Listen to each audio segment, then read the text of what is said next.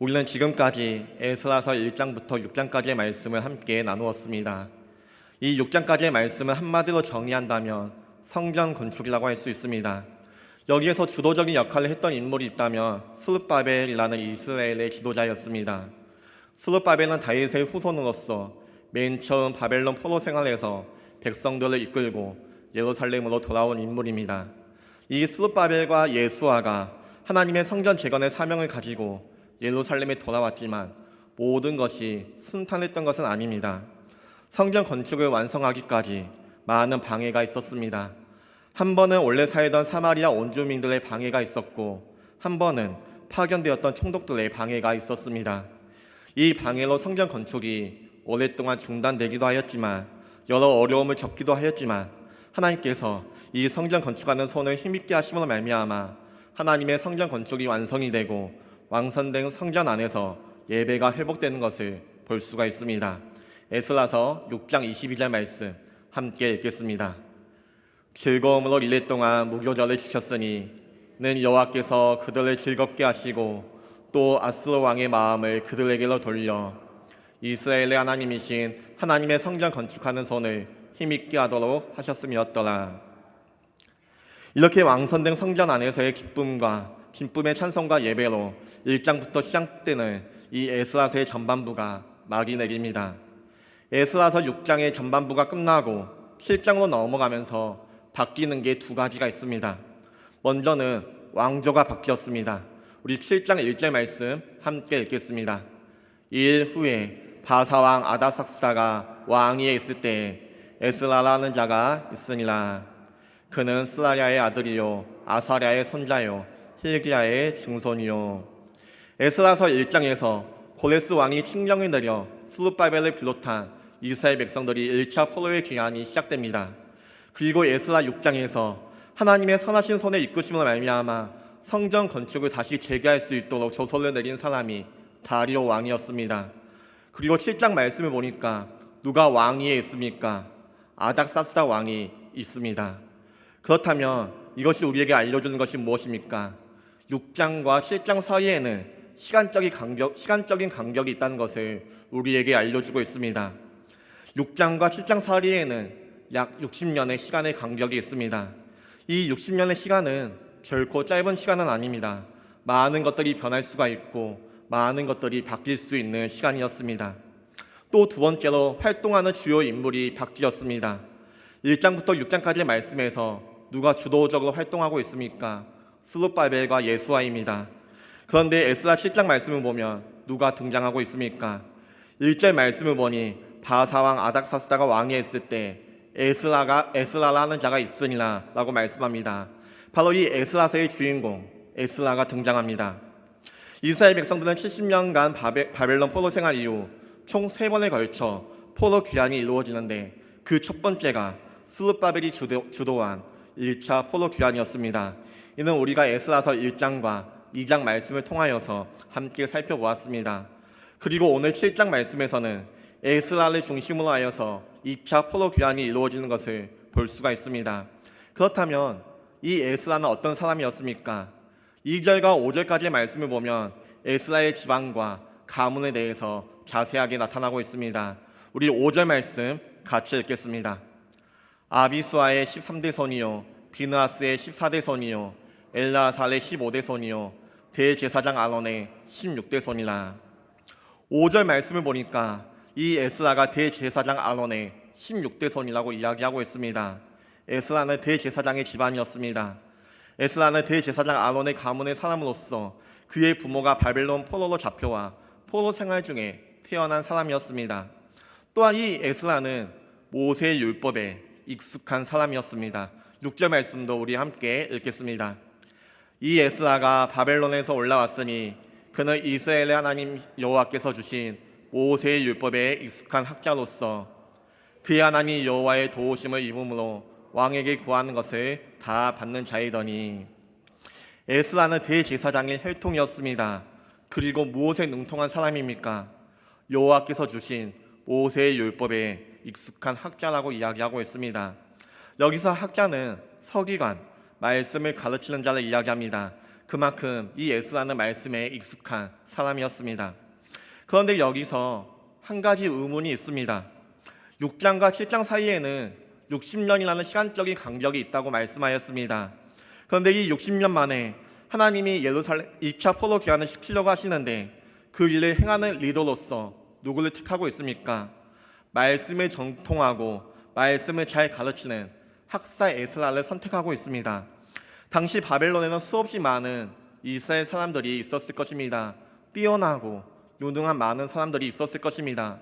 싸움에 능한 사람이 있을 수도 있었을 것이고 정지의 눈이 밝은 사람도 있었을 수도 있습니다. 에스라보다 훨씬 리더십이 많은 사람도 있었을 것입니다.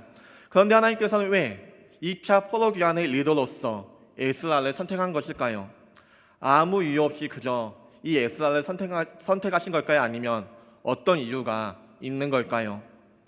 하나님께서 에스라를 택하여서 예루살렘에 보낸 이유가 있습니다.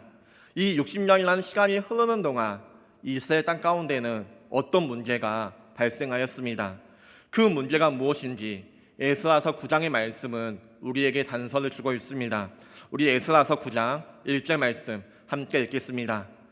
이 일 후에 방백들이 내게 나와 이르되 이스라엘 백성과 제사장들과 레위 사람들이 이 땅 백성들에게 떠나지 아니하고 가나안 사람들과 헷 사람들과 브리스 사람들과 여부스 사람들과 암몬 사람들과 모압 사람들과 애굽 사람들과 아모리 사람들의 가증한 일을 행하여 지금 이스라엘 백성들이 바벨론 포로에서 돌아와 예루살렘에 정착하였고 성전 건축이 완성된 지 60년의 시간이 흘렀습니다. 대략적으로 바벨론 포로에서 돌아온 지는 100년의 시간이 지났던 것입니다. 이 시간 동안 이스라엘 백성들 가운데 어떤 일들이 일어나고 있습니까? 이전의 악한 행동들을 다 회개하고 하나님의 성전에서 온 마음으로 하나님을 예배하고 그렇게 살아가고 있습니까? 그렇지 않습니다.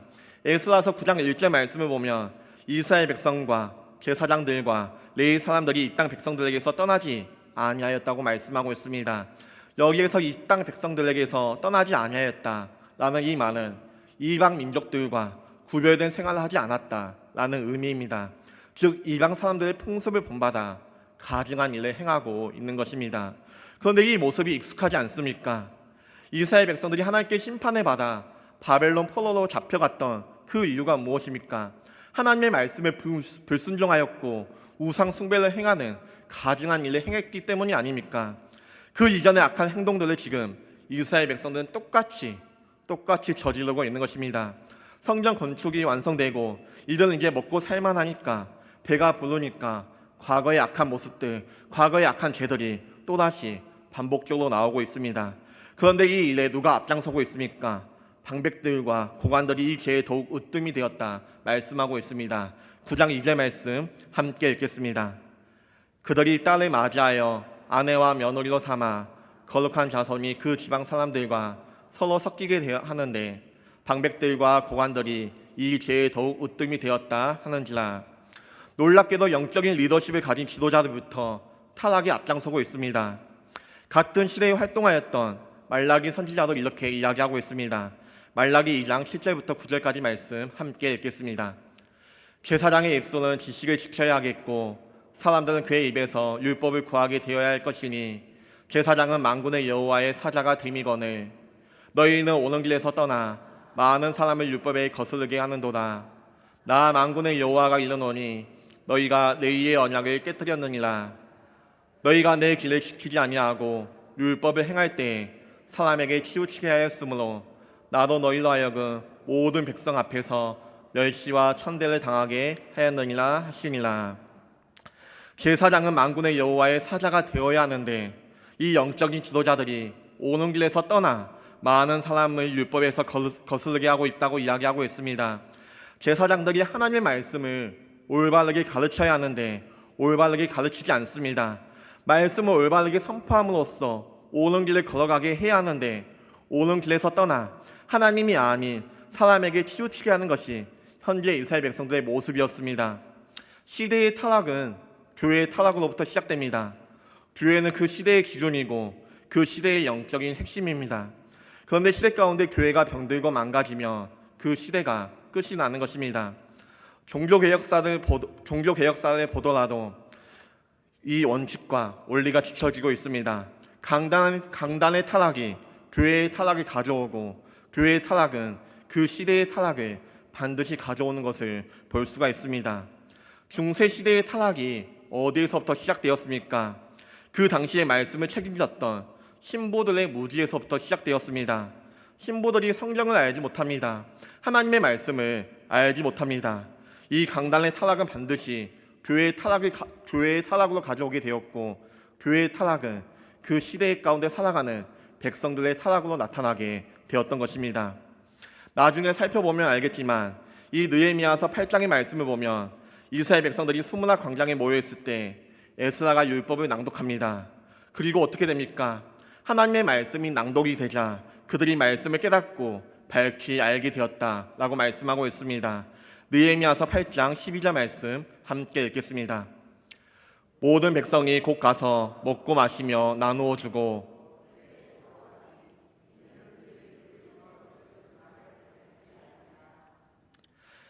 이 느헤미야서의 말씀을 보면 수문학 광장에서 에스라가 말씀을 낭독하니 그 읽어 들려준 말씀을 백성들이 밝히 알았다고 말씀하고 있습니다.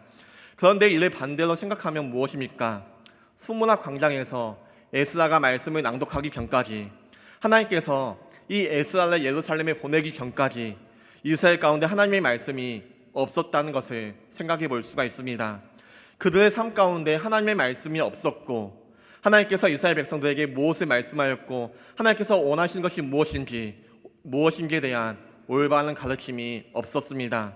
그들의 삶 가운데 하나님의 말씀이 사라졌기 때문에 그들은 또다시 범죄하고 또다시 하나님 앞에 죄를 저지르고 말았던 것입니다.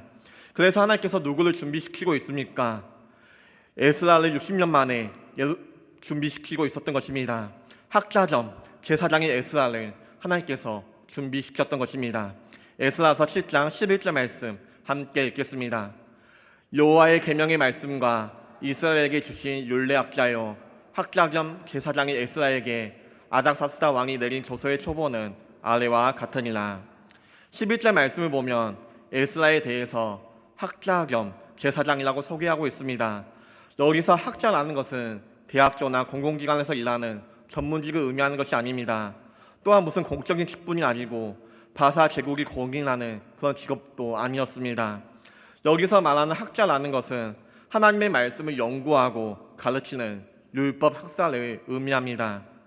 당시 솔로몬의 성전이 무너졌고 이스라엘 백성들 모두 바벨론 땅에 포로로 끌려왔기 때문에 성전에서 제사를 지낼 수가 없었습니다. 그래서 이스라엘 백성들은 자신들이 사는 마을에서 회당을 지었고 그곳에서 제사 대신 간단한 예배의 의식을 하나님 앞에 드렸습니다. 그리고 그곳에서 율법책을 읽고 공부하였습니다. 성전이 없던 포로 생활 시절 회당은 성전을 대신하고 이스라엘 백성들에게 예배의 장소가 되었고 하나님의 말씀을 가르치고 배우는 신앙의 장소로서 중요한 위치를 차지하게 되었습니다. 당시 제사장 집안에서 태어난 에스라는 이런 회당에서 이스라엘 백성들을 가르치는 일을 감당하였습니다. 이런 에스라가 오늘 본문에서 보면 바사 왕에게 큰 총애와 신망을 얻었다고 말씀하고 있습니다. 6절 말씀 우리 다시 한번 같이 읽겠습니다.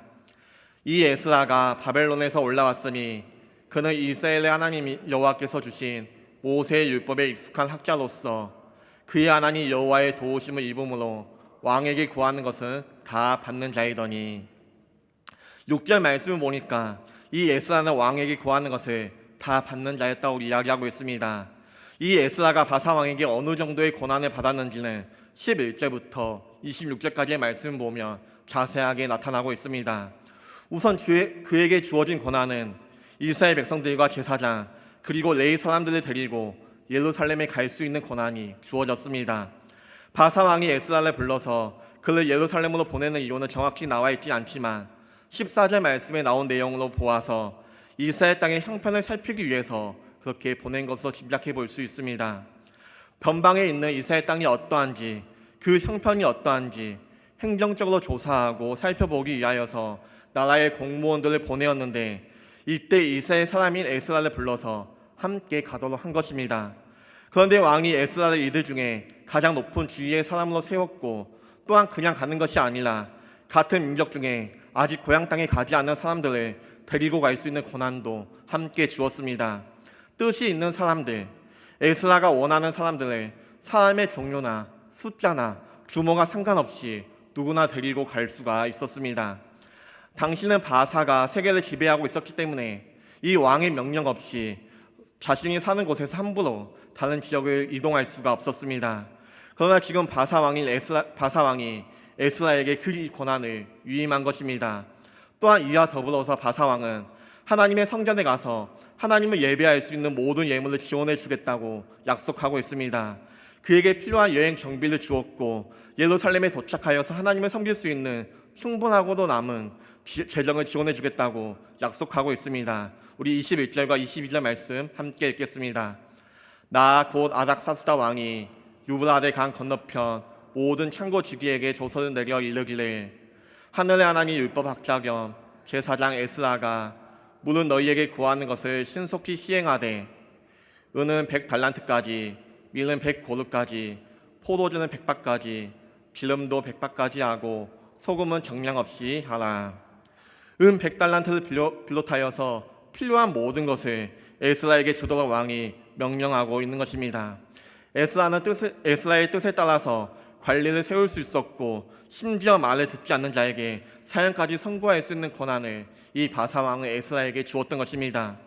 이 모든 것을 종합해 볼 때 에스라는 왕의 대리자로서 지금 예루살렘으로 가고 있는 것입니다. 당시 바사 제국이 정복한 이 바벨론 나라에서 포로로 잡혔던 이스라엘 민족은 너무나도 작은 소수 민족이었습니다. 민족적인 혈통뿐만 아니라 여러 가지로 정치적으로도 별로 주목해 볼 만한 그런 것이 하나도 없었습니다. 에스라는 개인적으로도 그렇게 능력이 있는 사람이 아니었습니다. 뛰어난 행정가도 아니었고, 정치적으로 그렇게 장래가 촉망한 인물도 아니었습니다. 그저 작은 민족, 이스라엘의 학자이자 제사장에 불과했던 그가 어떻게 이 바사 제국의 왕에게 철저한 총애와 신망을 받을 수가 있었습니까? 다시 한번 6절 말씀 함께 읽겠습니다. 이 에스라가 바벨론에서 올라왔으니 그는 이스라엘의 하나님 여호와께서 주신 모세의 율법에 익숙한 학자로서 그의 하나님 여호와의 도우심을 입음으로 왕에게 구하는 것을 다 받는 자이더니, 이 에스라가 왕에게 충망과 그렇게 신뢰를 얻을 수 있었던 이유가 무엇입니까? 왕에게 구하는 모든 것을 다 받을 수 있었던 이유가 무엇입니까? 하나님의 선한 손이 그를 붙들고 있었기 때문입니다. 지난 시간 형통한 삶의 비밀이란 제목으로 에스라 6장의 말씀을 함께 나누었습니다. 그리고 그 비밀이 무엇이라 하였습니까? 하나님의 일하심에 있다고 말씀하였습니다. 그리고 그 일하심의 한 모습으로서 하나님께서 바사 제국 가운데 다니엘을 보내신 것을 우리가 함께 나누었습니다. 하나님께서 고레스 왕 옆에 다니엘을 예비해 주셨기 때문에, 하나님께서 다리오 왕 옆에 다니엘을 준비해 주셨기 때문에 고레스 왕이 조서를 내려 이스라엘 백성들을 예루살렘으로 성전 재건하기 위해 올 수가 있게 되었습니다. 어려움 속에서도 성전 재건을 완성할 수가 있었습니다. 에스라도 마찬가지입니다. 지금 이스라엘 백성들 가운데 하나님의 말씀이 사라졌습니다. 말씀을 가르쳐야 하는 그 제사장들이 타락하여서 올바른 말씀이 이들 가운데 선포되지 못하고 있습니다. 그러다 보니 이스라엘 백성들은 하나님을 떠나 가증한 일을 행하며 자기의 소견에 오는 대로 그렇게 살아가고 있습니다. 그들의 삶은 그렇게 또다시 한 걸음씩 멸망의 길로 향하고 있습니다. 그런 이스라엘 백성들을 향한 하나님의 선하신 손은 그들을 가만 내버려 두지 않았습니다. 이스라엘 백성들이 예루살렘에서 하나님을 떠나 살아가고 있을 때 하나님께서 머나먼 페르시아 이방 땅에서 학사 에스라를 예비해 주셨습니다. 그리고 에스라는 하나님 앞에 거룩한 소망을 가진 사람으로 준비되었습니다. 머나먼 이방 땅에 있지만 부지런히 하나님의 말씀을 연구하며 또한 이방 땅에 있는 이스라엘 백성들에게 하나님의 말씀을 선포하고 가르치며 그렇게 준비하였습니다. 이 에스라는 자신이 처한 상황과 환경에 상관없이 성실하고 부지런히 하나님의 일을 감당하며 살았던 것입니다. 10절 말씀을 보면 이런 에스라의 마음과 그 모습이 잘 나타나고 있습니다. 우리 10절 말씀 함께 읽겠습니다. 에스라가 여호와의 율법을 연구하여 준행하며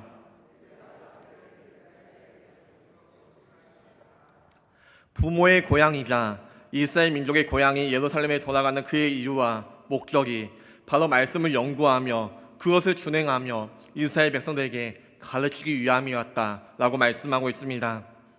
이것은 대제사장의 후손이자 하나님의 종이었던 에스라의 거룩한 소망이었습니다. 그리고 그가 일한 하나님의 도우심을 얻을 수 있었던 이유 중 하나는 그가 하나님 앞에 성실하였고 이 거룩한 소망을 품었기 때문입니다. 무엇보다 에스라는 하나님의 종으로서 말씀에 대한 열심과 헌신의 마음이 있었습니다. 과거 이스라엘 백성들이 하나님 앞에 죄를 지어 징계받았던 이유가 무엇입니까? 하나님의 말씀을 알지 못하고 불순종했기 때문이 아닙니까? 아마 에스라가 과거의 이런 일들을 기억하며 과거의 잘못을 실수를 반복하지 않기 위하여서 하나님의 말씀을 제대로 알고 제대로 가르쳐야 한다는 마음을 가졌을 것입니다. 그래서 그는 이제 하나님의 종으로서 더욱더 큰 책임감을 가지고 하나님의 백성들을 말씀으로 잘 가르치길 소망하였을 것입니다. 하나님이 주신 작은 일에도 성실히 감당했던 이 에스라, 그는 하나님의 일에 성실하였을 뿐만 아니라 하나님의 말씀에 대한 거룩한 열망을 가졌고 그 말씀을 배우고 하나님의 백성들에게 잘 가르쳐야 한다는 거룩한 소망을 가진 사람이었습니다. 이 에스라는 머나먼 이방 땅에서 소수 민족으로 살면서 자신에게 주어진 이 제사장의 일을 성실하게 잘 감당하였습니다. 말이 제사장이지 포로 생활 중에서는 제사장이 가지고 있는 특권과 그 어떤 그런 특권이 없었습니다. 제사장은 과거와 같이 큰 명예와 특권을 가진 직분이 아니었습니다. 그러나 에스라는 자신이 누려야 하는 명예와 특권에 관심을 가지지 않고 지금 자신이 감당할 수 있는 작은 일에 충실하였습니다. 그것이 무엇입니까? 말씀을 연구하고 준행하며 가르치는 것이었습니다. 그는 말만 앞서고 생각만 크게 꾸는 공상가가 아니었고 자신에게 맡겨진 하나님의 작은 일에 성실하게 감당했던 사람이었습니다. 그리고 이 에스라는 하나님의 말씀을 잘 배우고 연구하며 백성들을 잘 가르쳐야 한다는 소박한 꿈을 가지고 있었습니다. 이 에스라의 거룩한 소망, 이 소박한 꿈은 하나님 보시기에 세상에서 가장 귀한 꿈이었고 거룩한 소망이었습니다. 사실 지금 하나님의 백성들에게 있어서 하나님의 말씀보다 소중한 것은 없습니다. 지금까지 이스라엘 백성들은 하나님의 말씀을 소홀히 하였고 불순종하였기 때문에 징계를 받았습니다. 그럼에도 불구하고 또다시 하나님의 말씀을 잊어버리고 하나님의 말씀에서 떠났던 것이 이스라엘 백성들의 모습입니다. 그런 이스라엘 백성들을 위하여서 하나님께서는 에스라를 택하였고 에스라를 준비케 하셨습니다. 하나님께서 에스라를 붙드심으로 말미암아 왕에게 총애와 신망을 얻게 하셨습니다. 그리고 하나님의 선하신 손이 이 에스라를 예루살렘으로 이끄신 것을 볼 수가 있습니다. 에스라서 7장 9절 말씀 우리 함께 읽겠습니다. 첫째 달 초하루에 바벨론에서 길을 떠났고 하나님의 선한 손에 도우심을 입어 다섯째 달 초하루에 예루살렘에 이르니라. 사랑하는 성도 여러분, 이스라엘 백성들의 모습을 보면서 혹 우리는 이렇게 생각할 수 있을 것입니다. 하나님의 말씀에 불순종해서 우상 숭배를 하다가 심판을 받아 바벨론에서 70년간 포로 생활을 하고 다시 한번 하나님께서 은혜를 주셔서 이들이 예루살렘에 돌아와 하나님께서 은혜를 주셔서 성전을 다시 건축하였는데 그럼에도 불구하고 어떻게 이스라엘 백성들이 하나님을 떠나 가증한 일을 행할 수가 있느냐, 그렇게 우리는 생각할 수도 있습니다. 그런데 우리가 기억해야 할 것이 있다면 이 이스라엘 백성들의 모습이 우리의 모습이라는 것입니다. 60년의 시간 동안 이스라엘 백성들은 점차 말씀에서 떠나 가증한 일을 행하였습니다. 우리 또한 하나님의 붙드심이 없다면, 하나님의 선하신 손이 우리를 붙들어 주시지 않는다면 60년이 무엇입니까? 1분 1초로도 못 지나서 하나님을 떠나는 것이 우리의 모습일 것입니다. 우리가 이렇게 하나님을 예배할 수 있는 이유, 하나님을 찬양할 수 있는 이유, 우리가 하나님의 말씀 안에서 그 은혜를 누리며 살아갈 수 있는 이유가 무엇입니까? 우리가 잘나서입니까? 우리에게 어떤 특별한 능력이 있어서입니까? 그렇지 않습니다. 하나님의 선한 손이 오늘도 지금 이 순간에도 우리를 붙들어주고 있기 때문에 그렇습니다. 하나님의 선한 손이 에스라를 준비케 하셨습니다. 하나님의 선한 손이 그 에스라를 예루살렘으로 이끄셨습니다.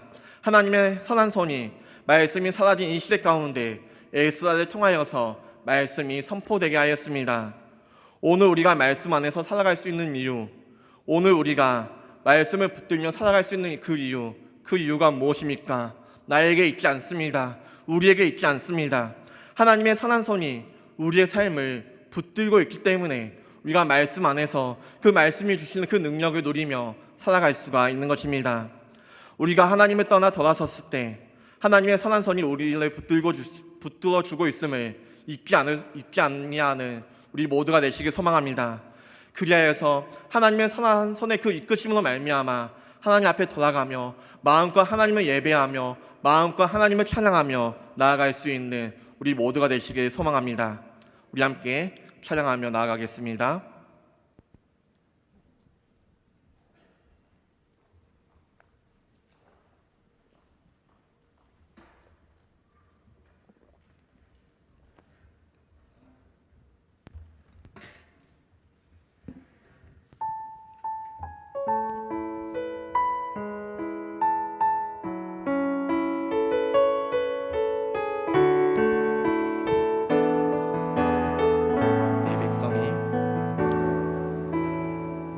내 백성이 나를 떠나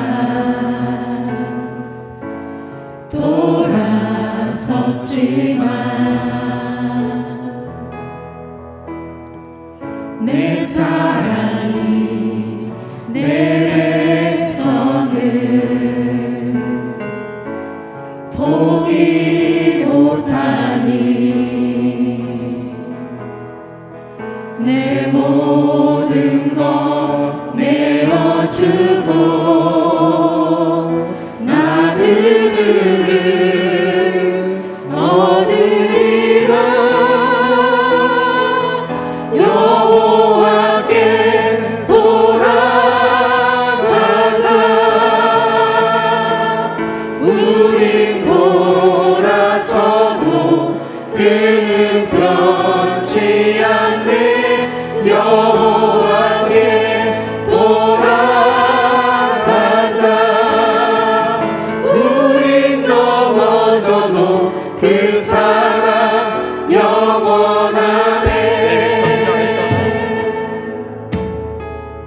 내 백성이 나를 떠나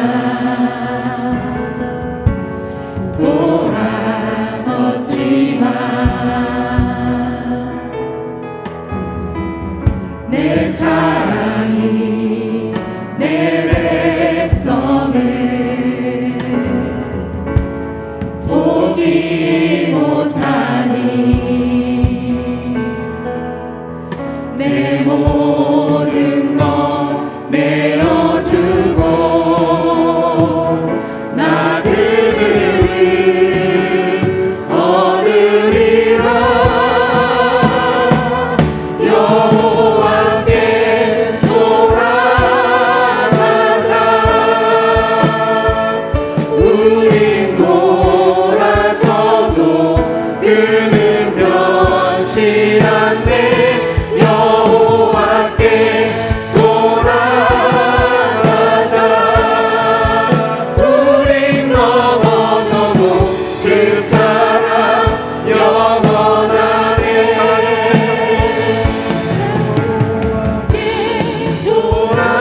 돌아가자.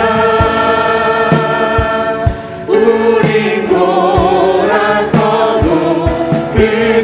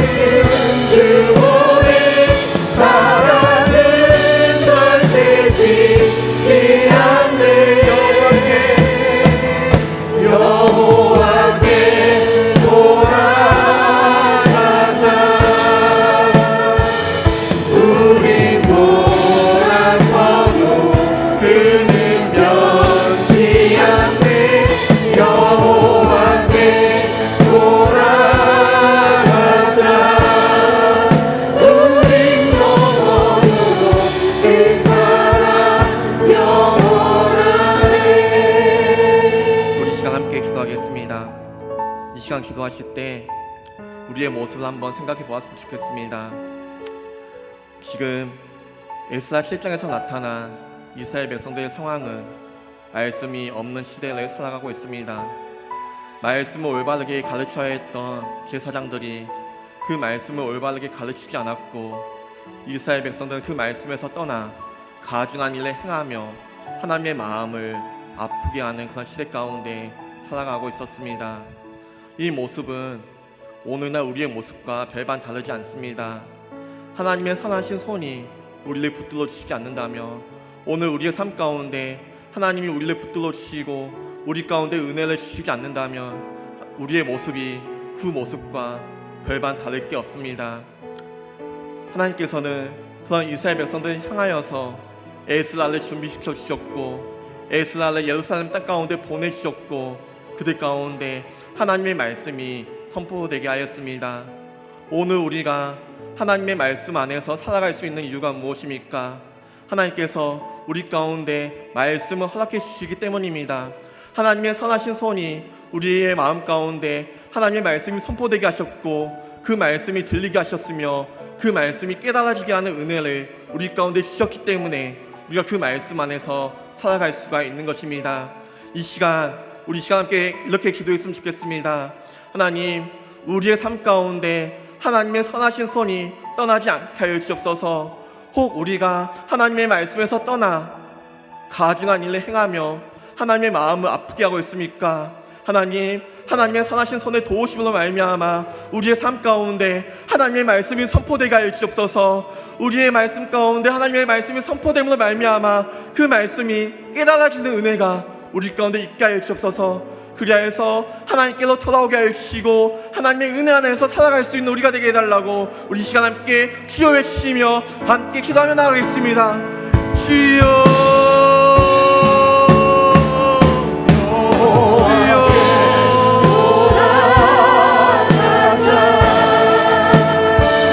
우리 돌아서도 그는 변치 않는 여호와께 돌아가자. 우리 넘어져도 그 사랑 영원하네. 여호와께 돌아가자. 우리 돌아서도 그는 변치 않는 여호와께 돌아가자. 우리 넘어져도 그 사랑 영원하네. 여호와께 돌아가자. 우리 돌아서도 그는 변치 않는 여호와께 돌아가자. 우리 넘어져도 그 사랑 영원하네.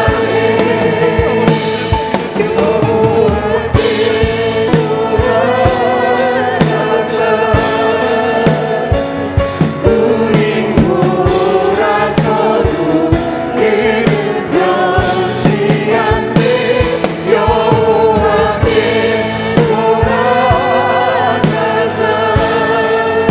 우리 넘어져도 그 사랑 영원하네. 사랑과 은혜 많으신 하나님 아버지, 감사합니다.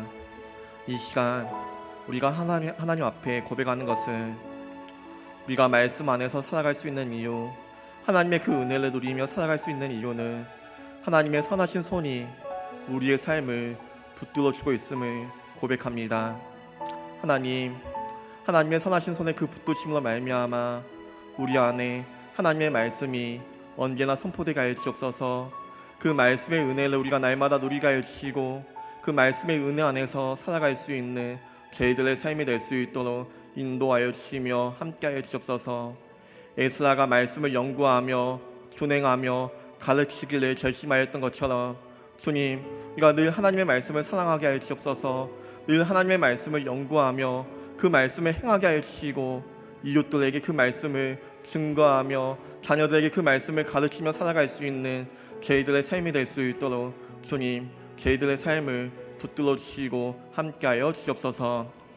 이제는 우리 주 예수 그리스도의 은혜와 하나님의 크신 사랑과 성령님의 감화 감동 교통 역사하심이 하나님의 선하신 손에 그 붙드심으로 말미암아 오늘 하루도 승리하며 살아가기를 다짐하고 결단하는 사랑하는 성도님들과 참당 제자식교회 머리 위에 영원토록 함께 있을지어다. 아멘.